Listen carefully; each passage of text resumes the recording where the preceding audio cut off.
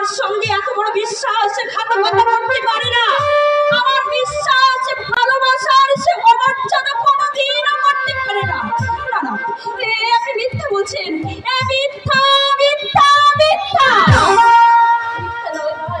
মেয়েরা আর যাই করুক, কখনো নিজের কলঙ্কের কথা নিজের মুখে ব্যক্ত করে না।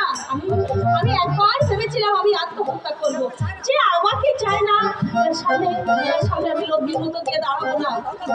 কিন্তু পর মুহূর্তে আমি ভাবলাম আমাদের ইচ্ছায় যে সন্তান পৃথিবীতে আসতে চলেছে তাকে মারবো আমি কোন অধিকারে? আপনি চুপ করুন, আপনি চুপ করুন বলছি। আমি আর শুনতে পারছি না, আমি শুনতে চাই না।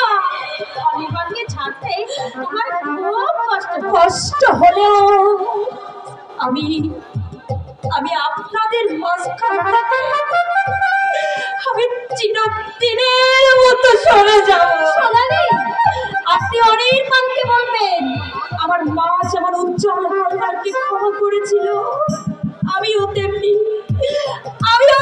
এই অনির্বাণকে ক্ষমা করে গেলাম। আমি ক্ষমা করে গেলাম। সোনালি,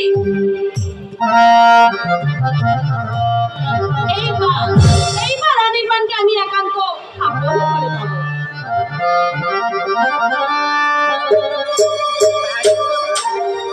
বৈশালী, মেয়েরা যত ধূর্ত বন্দি বাসাকে আমার আগে জানা ছিল না। বৈশালী, ঘরে কেন? আমি তোমার রাতের তোমাকে নিয়ে নিধুবন রচনা করতে আসিনি। খুশি জিনিসটার জন্ম মেয়েদের কোমল অন্তরের মধ্যে। তোমার মধ্যে কোমলতা বলে কিচ্ছু নেই। সে মেয়ে যারা দেহকে আকর্ষণীয় করে পুরুষকে কাছে টানতে চায়, তাদের মুখে থাকে মিষ্টি হাসি, কিন্তু অন্তরে থাকে তীব্র বিষ। সোনালীকে তুমি কি বলেছো? মিথ্যে নয়, তুমি আমার সন্তানের মা হতে চলেছ। অদ্ভুত দাবি, মনে হচ্ছে আমি তোমার নিজস্ব সম্পত্তি। মেয়ে হয়ে আরেকটা মেয়ের নামে মিথ্যা অপবাদ দিয়ে তার জীবনের সুখ শান্তি কেড়ে নিতে তোমার বিবেকে এতটুকু বাঁধলো না? অন্যের জীবনের সুখ শান্তি কেড়ে নিয়ে যে নিজের জীবনে জমা করতে চায়, পরিশেষে জমার ঘরে কি পড়ে থাকে জানো? শূন্য, শুধু শূন্য। না, আমার জীবনে শূন্য থাকবে না। আমি তোমাকে দিয়ে আমার জীবন পরিপূর্ণ করে দেব। আমার ভালোবাসাকে তুমি উপেক্ষা করো না অনির্বাণ। ওই সোনালীর কাছে তুমি যা পাবে, আমার কাছে তার থেকে অনেক অনেক বেশি পাবে। বাড়ি গাড়ি অর্থ প্রতিপত্তি। সোনালীর সবকিছু না থাকলেও আছে ফুলের মতো নির্মল পবিত্র একটা মন। তোমাকে এক্ষুনি আমার সঙ্গে যেতে হবে ডাক্তারের কাছে। তুমি যে আমার সন্তানের মা হতে চলেছ তার একটা প্রমাণপত্র আমার চাই। সেই প্রমাণপত্র দেখিয়ে বুঝি তুমি তোমার সোনালী বিশ্বাস অর্জন করবে? তা হবে না অনির্বাণ, আমি তোমার সঙ্গে কোথাও যাব না। তোমার এত বড় ছলনা আমিও কিছুতে সহ্য করব না। তোমাকে আমার সঙ্গে যেতেই হবে।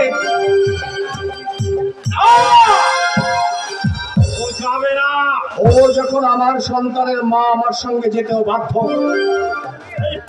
সরকার কারো কাছে বাধ্য হয় না, বাধ্য করে।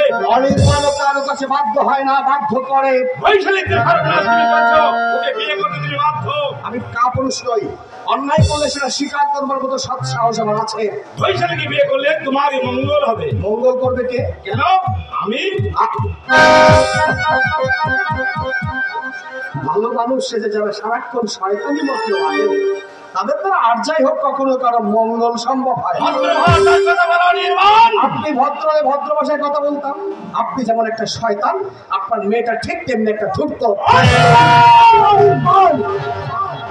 আরে অনির্বাণের অশান্ত রূপ আপনি এখনো দেখেন, এবার দেখবেন। কি রূপ তুমি দেখাবে? দেখাবো নয়, আদালতে শোনাবো সেই কাহিনী যা আমি টেপ রেকর্ড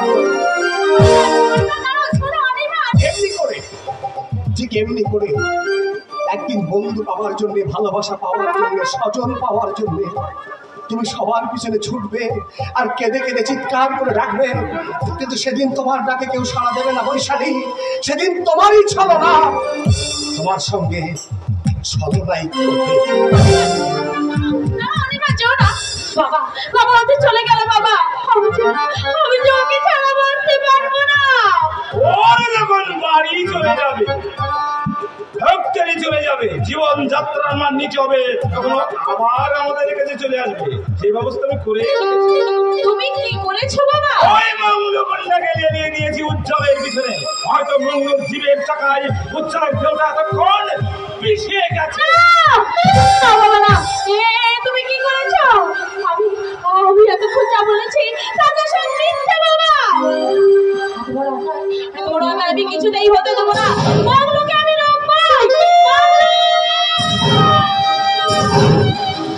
অনির্বাণ যদি সম্পত্তি সংক্রান্তের কথা কোনো গোপন রেখা থাকে, তাহলে তো সর্বনাশ। এদিকে বৈশালী, না না ভাবতে পারছি না এখন আমি কি করব।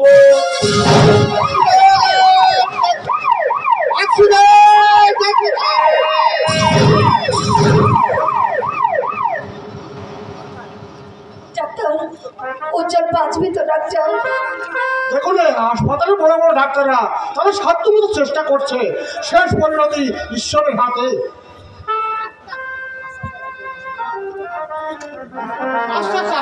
আপনাকে আমি বই করে বললাম যে রক্ত দিতে হবে না, কিছুতেই আপনি শুনলেন না। কেন যে দিলাম সে তুমি এখন বুঝবে না। আগে তুমি সন্তানের বাবা হও, তখন বুঝবে। কোনো রকম কষ্ট হচ্ছে না তো আপনার? আমার কষ্টের কথা জিজ্ঞাসা করছো ডাক্তার? আমার উজ্জ্বলদের কত কষ্ট পাচ্ছে। দেখুন আপনারা সবাই যখন উজ্জ্বলকে ফিরে পাওয়ার জন্য ব্যস্ত হয়েছেন, ঈশ্বরকে ডাকুন, দেখবেন আপনাদের ডাক উনি নিশ্চয়ই শুনবেন। তোমার মুখে ফুল চন্দন পড়তে ডাক্তার, এই বয়সে আমি পুত্র শখের আঘাতে সইতে পারবো না সত্য বুড়ো মানুষ, সাবধানে ধরে নিয়ে যাও। বড় কিন্তু এমনি বড় ছিলেন ডাক্তার, সে নাকি নিজের বড় বায়ু দিয়ে তার পুত্র হুমায়ুনকে বাঁচিয়েছিলেন। আমার আর ক বছর বা পরমায়ু আছে, তবু যেটুকু আছে সেইটুকু নিয়ে আর উজ্জ্বলকে তুমি ভালো করে দাও ঠাকুর। আমার আগে আর উজ্জ্বল যেন দাদু, আবার তুমি চোখে জল ফেলছো। কেঁদে কেঁদে চোখ দুটো নষ্ট না করেছে হবে না দেখছি। আমার চোখের মনি আছি আহত দাদু ভাই। সব ঠিক হয়ে যাবে, চলো ঠাকুমার পাশে বলবি। চলো চলো চলো, সাবধানে নিয়ে যাও। দেখবেন তো ডাক্তার, শ্বশুর মশাই আমার সঙ্গে কথা বললেন না। সবার এত বক্কা, এত অবহেলা আমি আর সইতে পারছি না ডাক্তার। বাবা, ঠাকুরমার দাদু ওখানে আছে, অনেক তোমাকে চিন্তা করতে হবে। মামা, রাত বোধ হয় প্রায় 10টা বাজে। বড় রাস্তার পাশে এখনো দু একটা দোকান খোলা পাবো। এই টাকাটা না কিছু ফল এনে দাদু আর ঠাকুমাকে দিও, কেমন? আর সেই সঙ্গে তোমরা এখনই পড়ে যাচ্ছিলে যে, বসো বসো। রক্ত দেওয়ার পর কিছুক্ষণ শুয়ে থাকতে হয়। রক্ত দেওয়ার জন্য ওর অবস্থা হয়নি ডাক্তার বাবু, তবে অনেক ধরে অনেক খুব মানসিক অভাব থেকে ভুগছে। মামা, এসব কথা তোমাকে কে বলতে বলেছে? কেন বলবো না? তুমি নিজেকে কষ্ট দিলে আমার বুঝি কষ্ট হয় না? আর হয়েছে ডাক্তার বাবু, অনির্বাণ আজ 2 দিন কিছু খাইনি, তার উপর আবার রক্ত যে রক্ত আমাকে আমার ন্যায্য পাওনা থেকে বঞ্চিত করেছে, সেই রক্ত দেহ থেকে সবটা শেষ হয়ে গেলে আমি বেশি খুশি হতাম। তুমি দুদিন খাওনি কেন? বাবা, এরপর কিন্তু দোকান বন্ধ হয়ে যাবে। আমার কথার উত্তর দাও, তুমি খাওনি কেন? কাকাবাবু, বলো, আমি এখানে অপেক্ষা করছি। আপনার তো ভিতরে যেতে কোনো অসুবিধে নেই। একবার আপনার বন্ধুর খবরটা এনে আমাকে জানাবেন, কেমন? আমার সঙ্গে কথা বলুন, শুধু একবার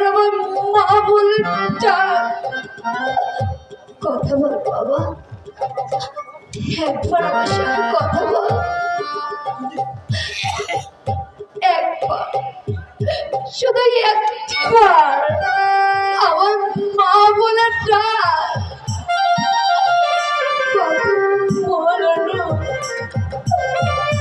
কথা বলবি না? আমার সঙ্গে কথা বলবে না?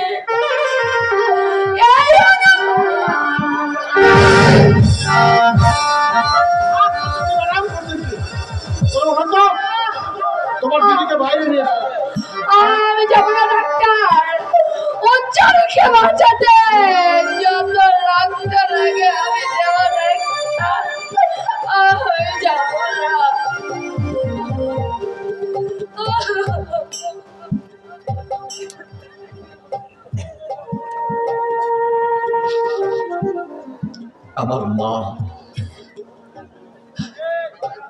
আমার মা আজ আমাকে শাসন করেছে, আমার মা আমাকে শাসন করেছে। এবার আমার মাকে আমি ঠিক স্নেহময়ী রূপে কাছে পাবো, সত্যিকারের মা হিসেবে কাছে পাবো। ও মা, এমনি স্নেহময়ী রূপে কাছে পাওয়ার জন্যে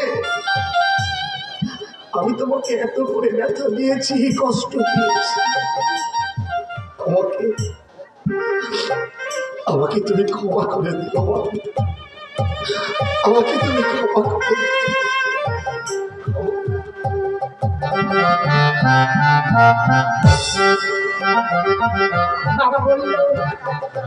বাবা বলল আজই নাকি অনেকবার দিল্লি রওনা হয়ে যাবে। এও হয়তো তার ছলনার আরেকটা রূপ। চাপ চলে আমার ভালোবাসাকে যে অপমান করেছে তার কথা আমি এখনো ভাববো না। সোনালি, ও আপনি, আমি তোমার কাছে এসেছি ভাই। নিপুণ আর মাসিমানি আমাকে পৌঁছে দিয়ে অনির্বাণের বাড়িতে গেল। আজ আপনি আসবেন আমি জানতাম, কিন্তু আমার কাছে আসবেন এটা অবশ্য আমি ভাবিনি। আমি আসবো তুমি কি করে জানতে? আপনার তো আসাই উচিত। আজ আপনার স্বামী দিল্লি রওনা হয়ে যান। আমি সেজন্য আসিনি ভাই। তবে কেন এসেছেন? আমাকে সান্ত্বনা দিতে এসেছে। আমি যে তোমার কাছে ক্ষমা চাইতে এসেছি। হ্যাঁ, ক্ষমা। অনির্বাণকে পাওয়ার জন্য আমি তোমাকে সেদিনে যা বলে গিয়েছিলাম কাজে সব মিথ্যা। আমি কি শুনছি? হ্যাঁ ভাই, আগেও যেমন তোমার ছিল আজও তেমনি তোমার আছে। আমার কুটিলতায় তোমাদের মধ্যে যে বিচ্ছেদের রেখা পড়েছে তার জন্য তুমি আমাকে ক্ষমা করো ভাই। আপনাকে না হয় আমি ক্ষমা করেই দিলাম, কিন্তু সে কি আমাকে ক্ষমা করবে ভাই? আপনার কথা সত্যি ভেবে আমি যে তাকে অপমান করেছি, আমি তার প্রাণে ব্যথা দিয়েছি। তুমি অনির্বাণের কাছে যাও ভাই, তার মন যে অনেক বড়, সে নিশ্চয়ই তোমাকে ক্ষমা করে কাছে টেনে নেবে। তোমাদের মিলন না হওয়া পর্যন্ত আমি যে শান্তি পাবো না ভাই। দোষ আমিই করেছি, আমি নত হয়ে তার কাছে যাব। তবে হ্যাঁ ভাই, তোমাকে কিন্তু ছাড়বো না। আজ থেকে নিপুণদার পরিচয় নিয়ে তোমাকে আমাদের কাছে থাকতে হবে।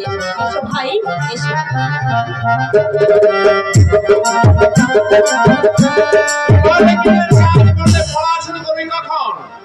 রাত্রে ডাক্তারি পৌঁছ আমাকে করতেই হবে রবিবার। নইলে বাবা মার অন্তরে ক্ষমা আমি কোনোদিন পাবো না। অনির্বাণের প্রতি কোনোদিন ছেলের দাবি নিয়ে আমি দাঁড়াতে পারবো না।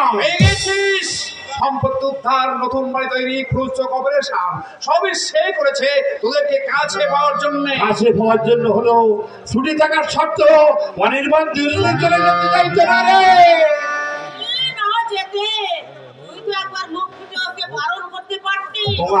তোমাদেরই বারণ যখন শুনছে না, আমার বারণ শুনবে বলে মনে হয় না মা। একবার বলেই দেখ না। আরে না, সারা জীবন নদী করেছি শুধু অবিচার আর অবহেলা। আজ কোন অধিকার ওর স্বাধীন ইচ্ছা বাধা দেবো তুই বলতে পারিস? তোর ছেলেই কি শুধু স্বাধীন? তুই বা স্বাধীন কম কিসে? ও কোনোদিন কি মাঠের খাটুনি খেটেছিস?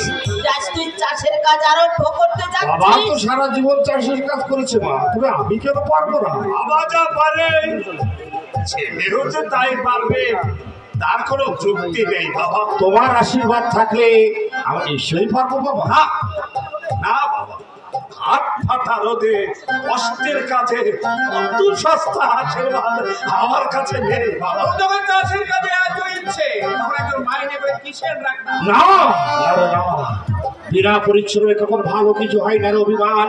পরের উপরে নির্ভর করে আমি জীবনে অনেকটা দিন কাটিয়ে দিয়েছি, আর আমি পরের উপরে নির্ভর করে থাকতে চাই না রে। ওর শরীরের উপর দিয়ে এত বড় একটা দুর্ঘটনা ঘটে যাওয়ার পর আমি যে তোমার ছেলেকে মাঠের কাজে যেতে নিষেধ করিনি, এইসব নিয়ে তুমি যেন আমাকে দোষো না। আর সব ফিরে পেয়ে আমি অনেক শান্তিতে ছিলাম। একজন চললেন দিল্লি, আর একজন চললেন মাঠে, আর একজন মান করে রইলেন কলকাতায়, আর একজন ভুল বুঝে রইলেন তার নিজের বাড়িতে। এসব দেখবার চেয়ে চোখের দৃষ্টি শক্তি আমার ফিরে না পাওয়াই অনেক ভালো ছিল, বুঝলে? অনেক ভালো ছিল।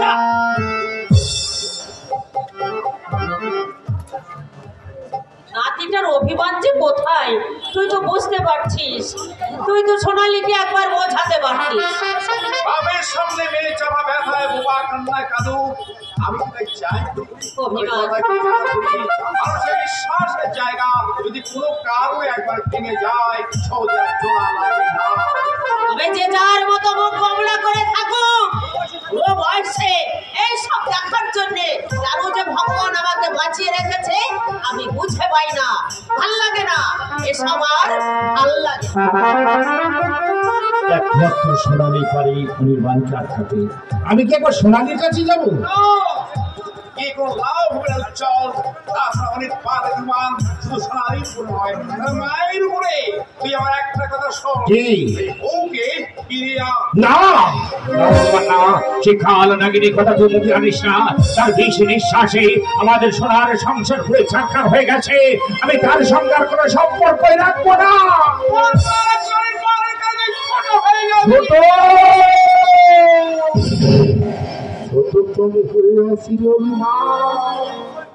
কত দুঃখ, কত ব্যথা, কত যন্ত্রণা আমি বয়ে নেবে বলতে পারিস? আমার সন্তান অনির্বাণ আজ আমাকে বাবা বলে ডাকি না রে।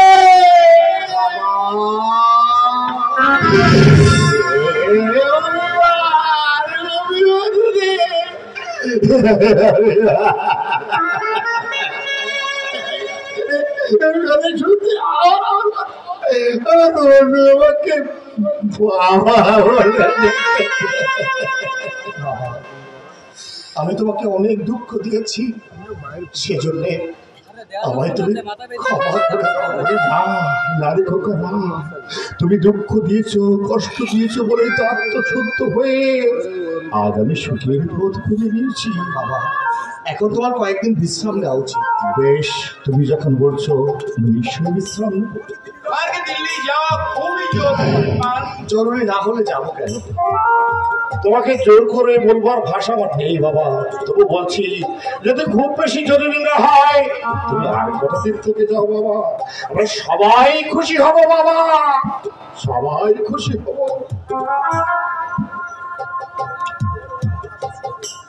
তোমার উপর আমার আশা ছিল যে সব কাজ তুমি সম্পন্ন করে যাবে। জানি না সেই আশা আর কোনদিন পূরণ হবে কিনা, পূরণ হবে। আশা তো আমারও অনেক কিছু ছিল, কিছু আশা পূরণ হলো, কিছু আশা আশাই রয়ে গেল। এই যে দাদু ভাই, বলো তো, আমরা তোমার কাছে কি দোষ করেছি? ভাবের মানুষের সঙ্গে মন কষাকষি করে আমাদের দুঃখ দিয়ে তুমি চলে যেতে চাইছো কেন? তুমি যা ভাবছো তা নয় ঠাকুমা। ভাবের মানুষ হয়ে তার সঙ্গে আমার ভাব থাকতো। তুমি বোঝালেই তো আমি বুঝবো না। মায়ের পেট থেকে আমি বুড়ি হয়েই জন্মাইনি। হ্যাঁ, সন্ন্যাসীর মতো যদি দূরে দূরে থাকবে তাহলে এত কাণ্ড করতে গিয়েছিলে কেন? এত কাণ্ড করেও তো আমি সব দিক রক্ষা করতে পারলাম না ঠাকুমা। দাদু ভাই, হাসপাতাল থেকে ছুটির পর বাবা তোমাদের সঙ্গে গ্রামে চলে এলো, অথচ আমার মা এলো না। দাদু আমার মা শুধু আমার দেওয়া দুঃখ আঘাত গুলো বড় করে দেখলো, কিন্তু কি ব্যথা উপশমের জন্য আমি তাদের প্রাণে আঘাত দিয়েছি আমার মা তো একটি বারও বুঝলো না। মা ছেলের সম্পর্ক এত ঠুনকো নয়, আজ না বুঝলেও দুদিন পরে ঠিকই বুঝবে। আর যে মানিনি তোমার উপরে মান, তার মানও ঠিকই ভাঙবে। সে আমায় অবিশ্বাস করে প্রতারক ভাবে, তার সম্পর্কে আমাকে কিচ্ছু বলো না ঠাকুরবা। তা পুরুষের মতো পালিয়ে গেলে তার ধারণাটাই তো মজাই থাকবে। কিন্তু এখানে থাকলে তো তার সঙ্গে মাঝে মাঝে দেখা হয়ে যাবে, আমার দিকে ঘৃণার দৃষ্টিতে তাকাবে, আমি তো সহ্য করতে পারবো না ঠাকুরবা। ঠাকুরমা হ্যাঁ, কেমন আছো? এই যে ভালো আছি।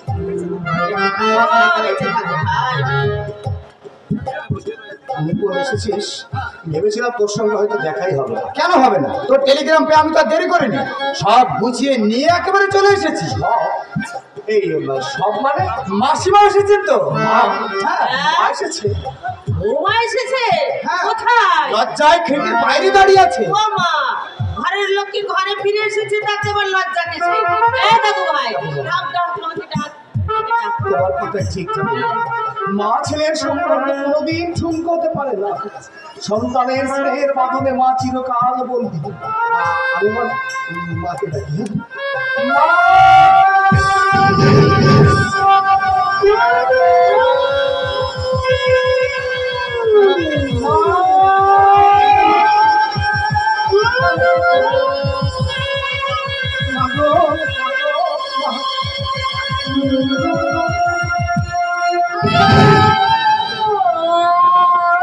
আমাকে মা বলে ডেকেছে।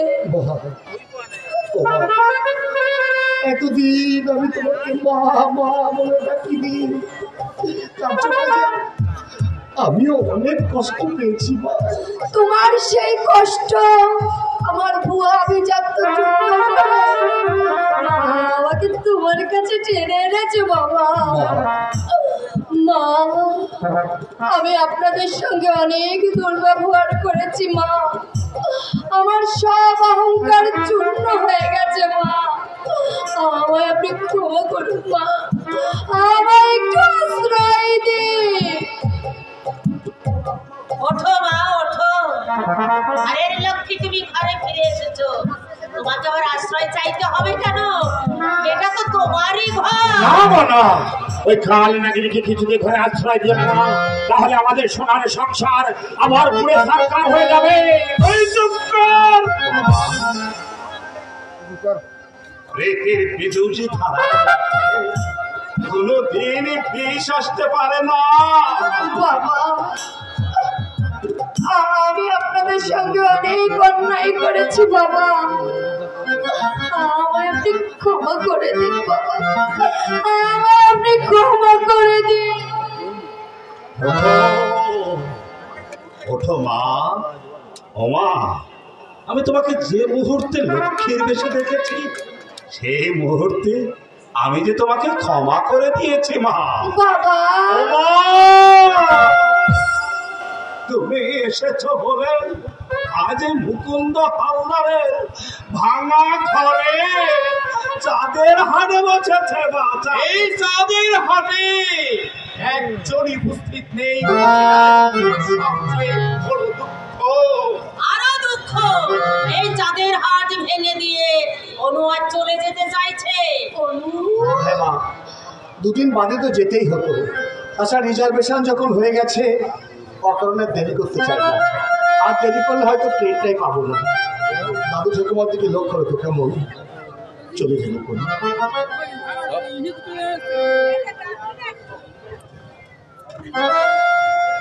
চলে থাকো মা, দাদু ভালো থাকো। না, কি তুমি এখানে? তুমি আমায় একদিন বলেছিলে না তোমার কাছে আবার আমাকে ফিরে আসতে হবে? আমি ফিরে এসেছি, তবে হ্যাঁ, আমি কিন্তু একা আসিনি, এই যে সঙ্গে আরেকজনকেও নিয়ে এসেছি। এই ধরে আশীর্বাদ নিবি, আয়। এখানে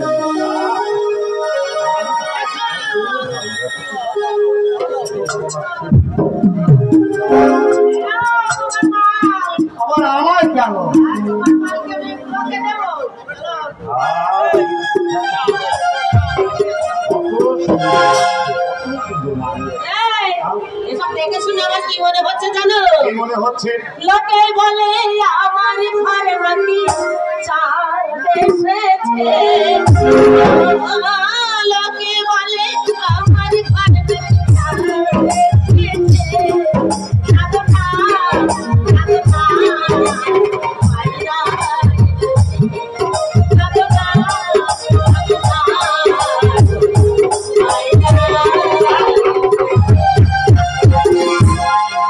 দাদু ভাই,